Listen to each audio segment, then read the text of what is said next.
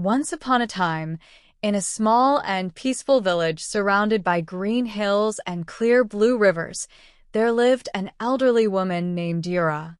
Yura was not rich.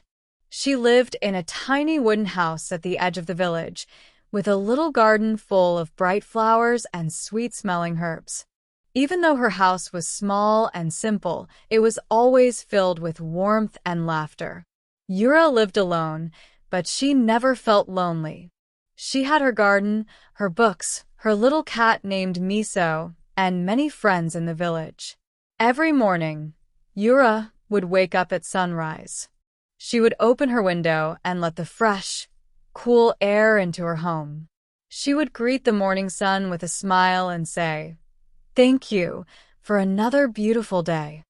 After watering her plants and feeding Miso, Yura would sit outside her house with a cup of tea. She loved watching the birds sing in the trees and the children running to school with their happy faces. Yura always found joy in the smallest things: the buzzing of bees, the soft breeze, the colorful butterflies dancing in her garden. But not everyone in the village was like Yura. Many people often complained.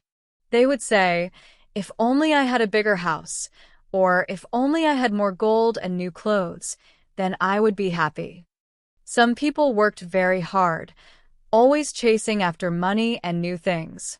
But no matter how much they got, they always wanted more. One afternoon, a young girl from the village, named Mia, came to Yura's house. Mia was about 10 years old, with big brown eyes and a worried face.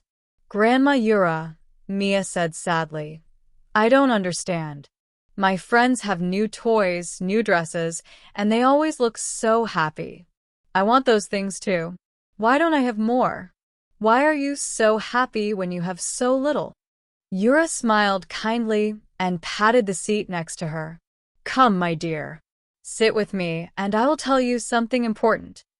Mia sat down, and Yura began to speak in her soft, warm voice. "A long time ago, when I was young like you, I also dreamed of having many wonderful things," Yura said. "I thought happiness came from shiny jewelry, big houses, and fancy clothes. I worked very hard to buy these things, and for a little while I felt happy. But soon, the happiness faded, and I wanted something even better." Mia listened closely. "I was always chasing after more," Yura continued. "But no matter how much I got, my heart was never full. I always felt something was missing. Then one terrible night, a big storm came. It rained for days. The river flooded. The strong winds tore down houses. When the storm was over, I had lost almost everything: my house, my pretty clothes, my jewelry." Yura paused and looked up at the sky, her eyes soft. "At first, I cried. I felt broken. But then something amazing happened. My neighbors came to help me. They brought food, blankets, and warm smiles. We sat together by fires and shared stories. I realized then all the things I lost were just things. But the love, kindness, and friendship I received were much greater. That was when I truly understood what happiness was."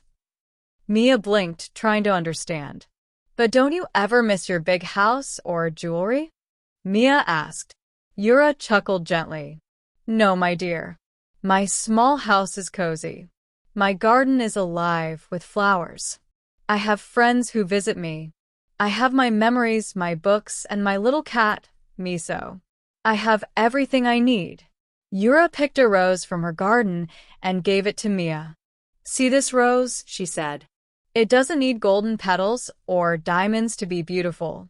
It is perfect just as it is. And so are you. Happiness is not about having more.